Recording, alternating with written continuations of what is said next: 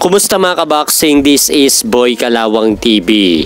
So, binalaan nga po mga idol ni Dimitri Bivol itong si Terence Crawford sa kanilang darating na laban sa September 13 sa Allegiant Stadium, Las Vegas, Nevada, na dapat daw ipakita ni Crawford na kaya nitong tanggapin ang mga suntok ni Canelo Alvarez sa kanilang mangyayaring laban. Dahil kapag hindi daw niya ginawa yon mga idol, ay lalo lang tataas ang kumpiyansa ni Canelo Alvarez na kaya nitong wasakin siya sa kanilang laban.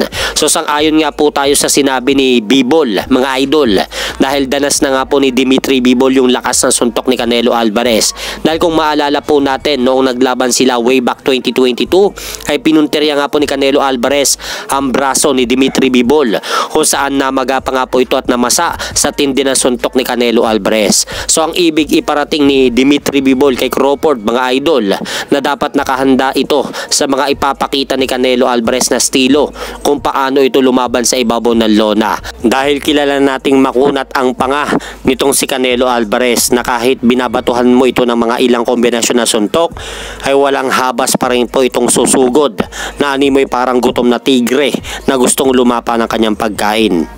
At sa kabilang balita naman po mga idol, nakalapag na ang ating pambato na si Jason Bison sa Los Angeles, California, USA kani-kanina lang. At kasama nga po nito lumapag sa Amerika itong member ng MP Promotion na si Silver Boys TV upang i-guide nga po niya ang ating pambato sa tutuluyan nitong hotel para makapagpahinga si Jason Bison sa layo ng binahin nito papuntang Amerika upang makarecover nga po ang katawan ni Jason Bison. At sa ibang balita naman po, ipinag-utos na ng WBO na idepensa sa pangatlong pagkakataon ni Anthony Olascuaga ang kanyang WBO World Flyweight belt laban dito sa kanyang number 1 mandatory challenger na si Juan Carlos Jr. Camacho sa darating na September 11. At sa mga hindi nakakatanda dito kay Juan Carlos Camacho Jr. mga idol, ito po yung 3 beses pinabagsak ng ating pambato na si Jason Mama sa laban at nakuha pa rin ito ang panalo sa laban sa kanilang bansa sa Puerto Rico.